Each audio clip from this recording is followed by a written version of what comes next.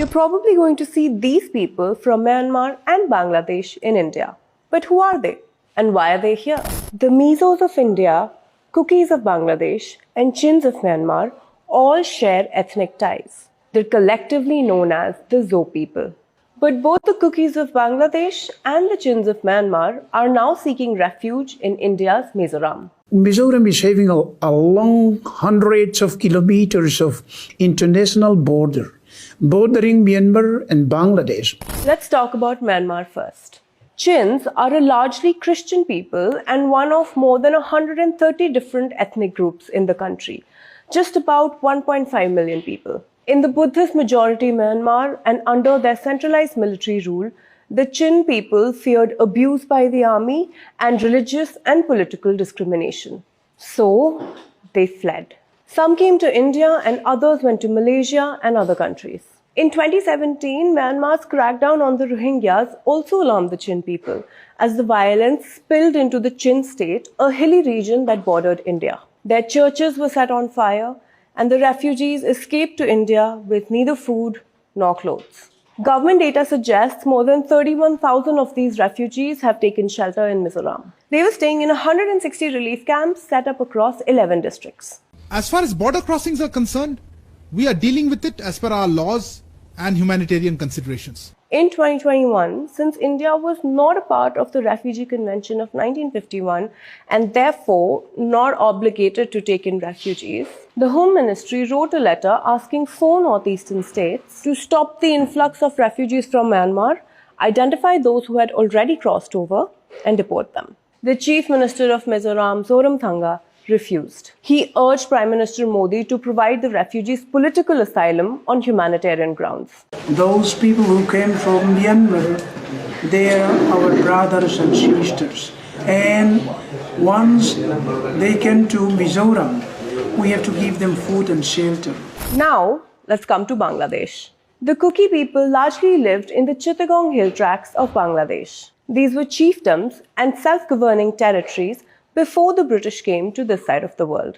Under the British, the CHT was given a special status, which was later revoked in 1903. Now, the people who lived in the plains could go up to these mountains. In 1947, when the region came under East Pakistan, the indigenous, largely Christian tribes started facing discrimination. After Bangladesh's independence in 1971, the government allowed people to go to the CHT to promote tourism. The tribe's population started declining, and these tribes now wanted their own state. In 2022, insurgent groups clashed with the Bangladesh government, who had launched a military operation to apparently stop the spread of what they called Islamic terrorism in the region. More than 500 refugees escaped to Mizoram, and the government there has spent about 4 crore rupees in relief measures. Now, the question is, why was the Mizoram government providing shelter to these refugees when they didn't need to? The answer lies in their shared heritage. We have a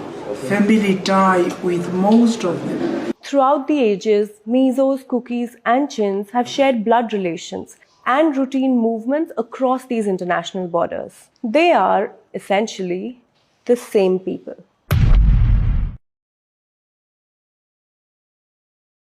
Poppy plantation को ban क्यों नहीं किया? क्योंकि सारा जो हथियार आ रहा है वो पॉपी के पैसे से आ रहा है। सस्पेंशन ऑफ ऑपरेशन को लागू करना, दूसरा जो आर्मी की रेजिमेंट है आसाम राइफल उसको परिवर्तित करना, और तीसरा 74 वर्ष हो गए अभी तक बॉर्डर की फेंसिंग क्यों नहीं हुई? जबकि आपको पता है कि बर्मा से इतना बड़ा मास इन्फिल्ट्रेशन हो रहा है, 8 से 9 लाख कुकी आ चुके हैं, ईसाई आ चुके हैं, तो आपने बॉर्डर की फेंसिंग क्यों नहीं की? उनमें हीरोइन और अफीम की खेती बर्मा द्वारा पोषित हो रही है लंबे समय से, जंगल काट काट के, और इस पूरी खेती में केवल और केवल एक ही समाज इन्वॉल्व है और वो है कुकी समाज। और ये कुकी समाज जब मणिपुर 1949 में बनता है, 1949 में मणिपुर जो है स्वतंत्र राज्य से भारत का हिस्सा हो जाता है। 49 तक मणिपुर भारत का हिस्सा नहीं था, 49 के बाद मणिपुर जो है भारत का हिस्सा हो जाता है। उस समय कुकी लोगों की आबादी बहुत अधिक, तो 3 से 4 हजार थी। मुख्य रूप से अगर पूर्वोत्तर के 5 राज्य में, जिसमें अरुणाचल है, नागालैंड है, मिजोरम है, मेघालय है और मणिपुर है, तो इन 5 राज्यों में खुद को हिंदू कहने वाला जो एकमात्र समाज है वो खुद को हिंदू कहने वाला लगभग एक भी समाज नहीं बचा है। केवल खुद को हिंदू कहने वाला जो समाज है वो केवल और केवल मणिपुर में है, और उसका नाम मुख्य रूप से 3 समाज है, मैतेई, नागा और कुकी। मैतेई पूर्ण रूपेण हिंदू है, जिसमें लगभग आपको 95 से 98% हिंदू मिलेंगे। नागाओं के मध्य लगभग 99% कन्वर्जन हो चुका है और वो सारे के सारे ईसाई हैं। ठीक ऐसे ही जो कुकी जनजाति है उसके मध्य भी लगभग 99 से 98% तक कन्वर्जन हो चुका है, वो सारे के सारे ईसाई। मेरा शुभ नाम संजीव तिवारी हुआ और मैं एक सामाजिक संस्था चलाता हूँ, ग्राम उदय फाउंडेशन। और पूर्वोत्तर के राज्यों में मेरा लंबे समय तक रहना हुआ है, मुख्य रूप से मणिपुर, नागालैंड, अरुणाचल, मिजोरम, मेघालय, इन सारे राज्यों को मैं काफ़ी अच्छे से समझता हूँ। यहाँ जो समाज आया हुआ है वो मुख्य रूप से मैतेई समाज है। और मैं आपको बता दूं, थोड़ा पूर्वोत्तर की पृष्ठभूमि बता दूं। मुख्य रूप से अगर पूर्वोत्तर के 5 राज्य लें, जिसमें अरुणाचल है, नागालैंड है, मिजोरम है, मेघालय है और मणिपुर है, तो इन 5 राज्यों में खुद को हिंदू कहने वाला जो एकमात्र समाज है वो मैतेई समाज ही है, जो स्वयं को हिंदू कहता है। इसके अतिरिक्त पूरे पूर्वोत्तर, आप अपना नंबर तो दो, पूरे पूर्वोत्तर में, इसके अतिरिक्त पूरे पूर्वोत्तर में ऐसा कोई समाज नहीं है जो स्वयं को हिंदू कहता हो। बाकी लोग कुछ बाहर से आए हैं, जैसे कि मान लीजिए यूपी से आए हैं, बिहार से आए हैं, झारखंड से आए हैं, मारवाड़ी लोग हैं, राजस्थानी लोग हैं, उनकी तो, लेकिन जो वहाँ का मूल समाज है, पूरे पूर्वोत्तर में जो मूल समाज है, नागालैंड में खुद को हिंदू कहने वाला एक भी समाज नहीं बचा, मिजोरम में खुद को हिंदू कहने वाला लगभग एक भी समाज नहीं बचा है, मेघालय में खुद को हिंदू कहने वाला लगभग एक भी समाज नहीं बचा है। केवल खुद को हिंदू कहने वाला जो समाज है वो केवल और केवल मणिपुर में है, और उसका नाम मैतेई है। तो यहाँ पे जो बार बार मैतेई से संबोधित किया जा रहा है, यहाँ जो बार बार मैतेई से संबोधित किया जा रहा है, हम चाहते हैं कि इनको मैतेई ना कह के हिंदू से संबोधित किया जाए, क्योंकि ये समाज बार बार स्वयं को हिंदू कह रहा है। इतनी बात स्पष्ट हो जाती है यहाँ पे। अब विषय ये है कि हुआ क्या है यहाँ पे। इसकी जब आप पूरी पृष्ठभूमि समझेंगे तो आपको पता चलेगा जो हिंदुओं के अतिरिक्त, मैतेई के अतिरिक्त जो अन्य समाज है, उन समाज की क्या स्थिति है। तो मणिपुर में ही आते हैं। मणिपुर में मुख्य रूप से 3 समाज है, मैतेई, नागा और कुकी। मैतेई पूर्ण रूपेण हिंदू है, जिसमें लगभग आपको 95 से 98% हिंदू मिलेंगे। नागाओं के मध्य लगभग 99% कन्वर्जन हो चुका है और वो सारे के सारे ईसाई हैं। ठीक ऐसे ही जो कुकी जनजाति है उसके मध्य भी लगभग 99 से 98% तक कन्वर्जन हो चुका है और वो सारे के सारे ईसाई हैं। तो अगर मणिपुर की भी हम भौगोलिक पृष्ठभूमि समझते हैं तो मणिपुर में खुद को हिंदू कहने वाला केवल और केवल मैतेई है, और इसके अतिरिक्त जो 2 समाज हैं, नागा और कुकी, वो पूर्ण रूपेण हिंदू ईसाई बन चुके हैं। अब ये क्या हुआ था, इस विषय को भी समझते हैं कि अभी जो क्लैशेस चल रहे हैं ये क्या हुआ। इसमें मुख्य रूप से जो 2 बातें बताई जा रही हैं, एक बात बताई जा रही है, इसमें एक विषय और समझ लीजिए कि नागा और कुकी जो हैं, जो कि पूर्ण रूपेण ईसाई बन चुके हैं, ये एसटी के अंतर्गत आते हैं, ट्राइबल से, ये इनको ट्राइबल का दर्जा प्राप्त है। मैतेई जो कम्युनिटी है वो जनरल है, वो जैसे भारत में अन्य जनरल जातियां उन्हीं की तरह वो जनरल है। बाकी जो ये नागा और कुकी है, जो क्रिश्चियन है, क्रिश्चियन ये कंप्लीटली एसटी है। मैतेई जनजाति लंबे समय से स्वयं को एसटी के अंतर्गत लाने के लिए मांग कर रही थी। उसका मुख्य विषय ये था कि अगर वो एसटी बन जाती तो संभवतः उनके बचने के कुछ आसार थे। गुवाहाटी हाईकोर्ट ने एक निर्णय ये दिया कि मैतेई जनजाति जो एसटी की मांग कर रही है, इस पे एक समीक्षा होनी चाहिए और इस पे एक विचार होना चाहिए, जो कि बहुत ही अच्छा निर्णय था। इतना ही निर्णय दिया है गुवाहाटी हाईकोर्ट ने। दूसरा विषय क्या है, संपूर्ण मणिपुर में हीरोइन और अफीम की खेती बर्मा द्वारा पोषित हो रही है लंबे समय से, जंगल काट के, और इस पूरी खेती में केवल और केवल एक ही समाज इन्वॉल्व है और वो है कुकी समाज।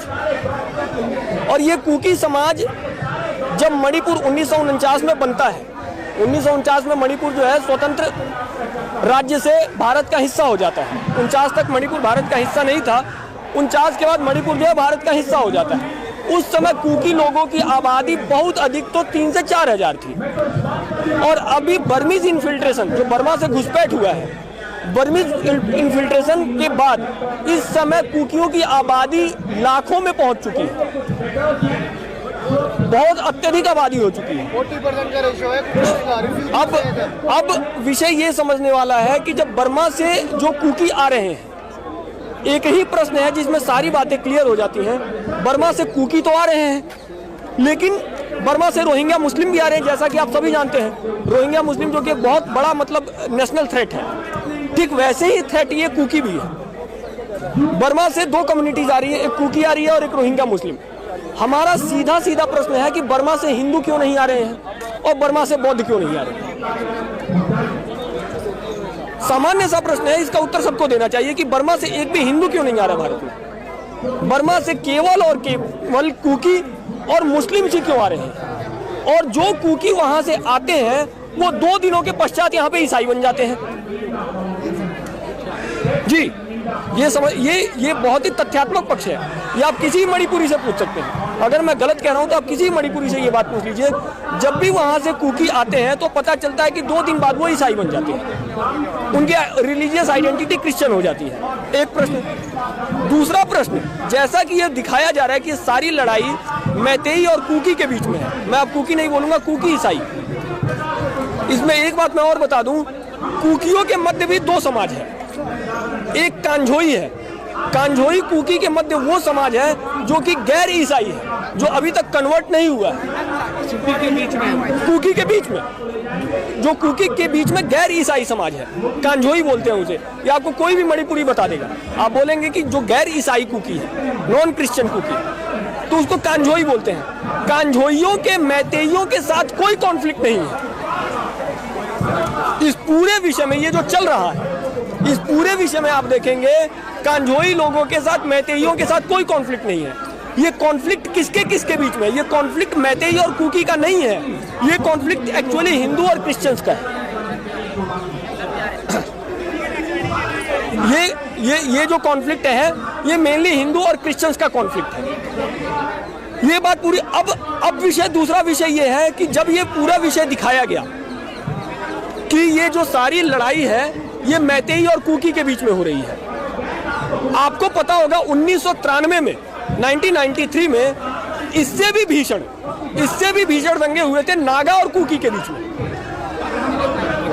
नागा और कुकी के बीच में 1993 में इससे भी भीषण दंगे हुए थे। तो नागा और कुकी के बीच में तो पहले से ही कॉन्फ्लिक्ट है। तो मेरा प्रश्न ये है कि जब ये सारी लड़ाई हो रही थी मैतेई और कुकी के बीच में, तो नागाओं ने मैतेइयों का सहयोग क्यों नहीं किया? सामान्य सा प्रश्न है। इस प्रश्न पर सबको विचार करना चाहिए कि नागा लोगों ने मैतेई बंधुओं का सहयोग क्यों नहीं किया, जबकि 93 में तो इनके खुद के कॉन्फ्लिक्ट थे कुकी लोगों के साथ। इसका उत्तर आपको इसी आधार पर मिलेगा क्योंकि नागा और कुकी इन दोनों की रिलीजियस आइडेंटिटी सेम है। They both are Christian. इनकी सारी लड़ाई हिंदुओं से। इस समय सारी नागा संस्थाएं जो हैं संट बैठी हुई हैं। आपका कहना अंतरराष्ट्रीय षड्यंत्र है। ये सारा षड्यंत्र जो है पूरे पूर्वोत्तर में स्वयं को हिंदू कहने वाली एक ही कम्युनिटी है और वो कम्युनिटी है मैतेई कम्युनिटी। अब पूरे पूर्वोत्तर से जो ये एक सिंगल कम्युनिटी जो खुद को हिंदू कह रही है उसको भी क्लैश डाउन कर लिया जाए, उसको भी खत्म कर दिया, तो पूरे पूर्वोत्तर में खुद को हिंदू कहने वाला कोई समाज ही नहीं बचेगा।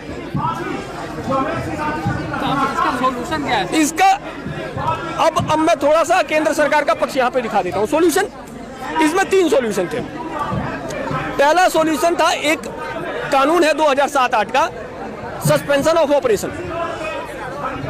2007 में 7-8 में ये केंद्र सरकार लेके आई थी सस्पेंशन ऑफ ऑपरेशन। ये बड़ा ही अच्छा कानून है। जो भी सरकार लेके आई, मैं सरकार के पीछे नहीं जाऊंगा, ये बहुत ही अच्छा कानून है suspension of operation. Suspension of operation साफ साफ ये कहता है कि कोई भी आतंकी संगठन, जितने भी क्रिश्चियन मिलिटेंट ऑर्गेनाइजेशन है, और मैं कुकी मिलिटेंट ऑर्गेनाइजेशन नहीं कहूंगा, ये बार बार मतलब मिस इंटरप्रेट किया जा रहा है उसको कुकी आतंकी संगठन बोल के, क्योंकि मैंने क्या कहा, कुकियों के मध्य जो गैर ईसाई हैं उनके तो कॉन्फ्लिक्ट ही नहीं है। उन्होंने तो हथियार उठाया ही नहीं है। हथियार किसने उठाया? हथियार तो ईसाइयों ने उठाया। आप उनको कुकी मिलिटेंट ऑर्गेनाइजेशन क्यों कह रहे हैं? ये जो बाइफर्केशन है, ये जो डिफरेंस है, ये क्लियर होना चाहिए बिल्कुल। अब पर ये आपका मत है? नहीं, ये आप ऑन ग्राउंड जाके देख सकते हैं। आप देखिए, जो कुकी नेशनल आर्मी है KNA, उसके फाउंडर कौन है? उसके फाउंडर की रिलीजियस आइडेंटिटी क्या है, उसके जो अभी वर्तमान अध्यक्ष है कुकी नेशनल आर्मी के, उनकी रिलीजियस आइडेंटिटी क्या है, उसका एक भी अध्यक्ष हिंदू क्यों नहीं है, मैतेई क्यों नहीं है। अच्छा, आप रिलीजियस के हिसाब से कह रहे हैं कि जी। ईसाई मिलिट्री बहुसंख्यक हैं? जी जी जी जी जी, आप उनकी रिलीजियस आइडेंटिटी देखिए, उसमें एक भी गैर ईसाई कुकी नेशनल आर्मी का सदस्य ही नहीं है। जो कुकी नेशनल आर्मी जो है, जो इनकी आतंकी संगठन में, उसके बारे में कह रहा हूँ। फिर कुकी नेशनल ऑर्गेनाइजेशन देखिए, कम से कम 25 संस्थाएं हैं। कुकी क्रिश्चियन आतंकियों की 25 संस्थाएं हैं जिनके हाथ में वेपन्स हैं और ऐसे ऐसे हथियार है कि आप कल्पना नहीं कर सकते। भारतीय आर्मी के पास वैसे हथियार नहीं होंगे। तो सर वो आए कहाँ से यहाँ? मैं वही बताने जा रहा हूँ कहाँ से आए। अभी मैं वहाँ पे आने वाला हूँ कि वो सारे हथियार कहाँ से आए। ये विषय इतना छोटा नहीं है कि आपको तुरंत समझ में आ जाएगा। सारे हथियार कहाँ से आए हम ये भी बताएंगे। तो जो बर्मीज इन्फिल्ट्रेशन हुआ, जो बर्मा से मास घुसपैठ हुआ, इन्होंने सबसे पहले एक काम किया, पॉपी प्लांटेशन।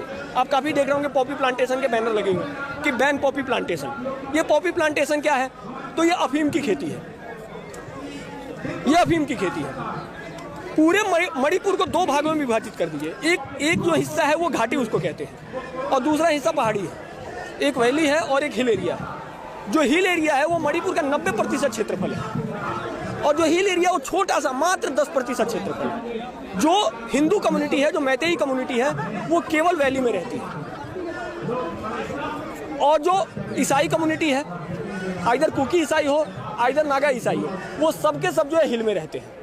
और एक देखिए कानून है, अगर मैं इस बात को गलत कह रहा हूं तो आप चेक कर सकते हैं। एक कानून है, स्टेट का कानून है, Manipur land revenue act, MLRA।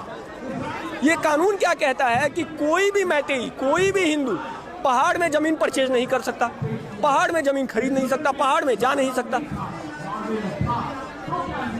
और ये कानून उनके लिए कोई भी बाध्यता नहीं देता है। सारे ईसाई वैली में आ सकते हैं। इवन नागाओं ने और कुकियों ने वैली में जमीन तक परचेज किया हुआ है। अच्छा, हिंदू का जो जी है वो नहीं ले सकता? हाँ। हिल एरिया में और हिल वाले सारे यहाँ पे आके जो करना चाहें वो कर सकते हैं। एक बात, अब ये देखिए धार्मिक आधार पर कितना बड़ा भेदभाव है हिंदू और ईसाइयों के मध्य। क्या आप इसको भी डिनाई कर देंगे? ये तो लॉ की बात है। MLRA आप जाके देख सकते हैं, मणिपुर लैंड रेवेन्यू एक्ट। अभी तक इसमें कोई अमेंडमेंट नहीं हुआ है। अब दूसरी बात, जो कुकी ईसाइयों द्वारा दुष्प्रचारित की जा रही है कि चर्च जलाए जा रहे हैं, ये बार बार कुकी ईसाई बार बार इस बात को कह रहे हैं कि चर्च जलाए जा रहे हैं। हिंदू जो है चर्च को जला रहा है, मंदिर को जला रहा है, ये ईसाइयों को टॉर्चर कर रहा है। अब मेरी एक बात बताइए, इसको आप लॉजिकली इस बात को सोचिए, जब हिंदू पहाड़ में जा ही नहीं सकता तो चर्च जलाएगा कैसे? आपने हिंदू को रोक रखा है, आपके कानून ने रोक रखा है। जब आपका कानून कह रहा है कि हिंदू प्रवेश ही नहीं कर सकता पहाड़ में, तो चर्च कैसे जला देगा? सर अब सरकार को इस पे क्या? सरकार मैं आता हूँ। तो सबसे पहला हमने क्या बताया था? सस्पेंशन ऑफ ऑपरेशन, जो 2007-8 का कानून है, जो कानून साफ साफ कहता है कि कोई भी आतंकी संगठन हथियार नहीं उठाएगा। सस्पेंशन ऑफ ऑपरेशन कहता है कि कोई भी आतंकी संगठन हथियार नहीं उठाएगा। फिर इम्फाल जो कि मणिपुर की राजधानी है, वहां पे ईसाई 47 और 56 लेके कैसे घूम रहे हैं? यानी सस्पेंशन ऑफ ऑपरेशन एग्जीक्यूटेड नहीं है अभी भी मणिपुर में। केंद्र सरकार ने इस पर कोई काम नहीं किया सस्पेंशन ऑफ ऑपरेशन को लागू करने पे। एक बात। दूसरी बात, जो आर्मी की एक विंग है आसाम राइफल्स, 1949 से वहां पे डिप्लॉय है। 1949 से जो आर्मी का जो विंग है आसाम राइफल, वही है वहां पे। आसाम राइफल के लोगों के वहां से बहुत ईसाइयों के साथ बहुत ही घनिष्ठ संबंध बन चुके हैं, क्योंकि उनको वहीं रहना है। पिछले 74 वर्ष हो गए हैं। बार बार मैतेई संगठनों ने, हिंदू संगठनों ने इस बात की मांग की कि आर्मी के रेजिमेंट को बदला जाए, यहाँ से आइदर जाट रेजिमेंट को भेजा जाए या राजपूत रेजिमेंट को भेजा जाए या सिख रेजिमेंट को भेजा जाए। इस पर कोई एक्शन नहीं हुआ। समाधान क्या है? मैंने 2 समाधान बताया, सस्पेंशन ऑफ ऑपरेशन को लागू करना, दूसरा जो आर्मी की रेजिमेंट है आसाम राइफल उसको परिवर्तित करना, और तीसरा 74 वर्ष हो गए अभी तक बॉर्डर की फेंसिंग क्यों नहीं हुई? जबकि आपको पता है कि बर्मा से इतना बड़ा मास इन्फिल्ट्रेशन हो रहा है, 8 से 9 लाख कुकी आ चुके हैं, ईसाई आ चुके हैं, तो आपने बॉर्डर की फेंसिंग क्यों नहीं की? ये 3 सॉल्यूशन थे, 3 में से एक पे भी काम नहीं हुआ है। कॉफी प्लांटेशन को बैन क्यों नहीं किया? क्योंकि सारा जो हथियार आ रहा है वो पॉपी के पैसे से आ रहा है। हथियार कहां से आएगा?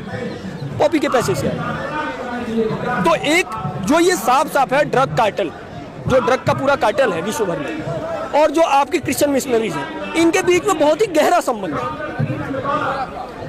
चर्च इनडायरेक्टली ड्रग कार्टेल को सपोर्ट करता है, ड्रग कार्टेल इनडायरेक्टली चर्च को सपोर्ट करता है। भारत यहाँ पे मैं जो स्टेट गवर्नमेंट है उसका थोड़ा पक्ष लेना चाहूंगा। बहुत ही अच्छी सरकार है, ये भी मैं आपको बता दूं। स्टेट गवर्नमेंट ने पॉपी प्लांटेशन को बैन करने का काम किया। जब इनके पेट पे लात पड़ी है, जब ये, क्योंकि हथियार का सारा पैसा बंद हो गया है, तब जाके ये बौखलाए हैं और दिखाया क्या है कि एसटी के दर्जे से ये बौखलाए। सर अब ये बताएं कि अब ये कब तक चलता रहेगा ये सब चीज?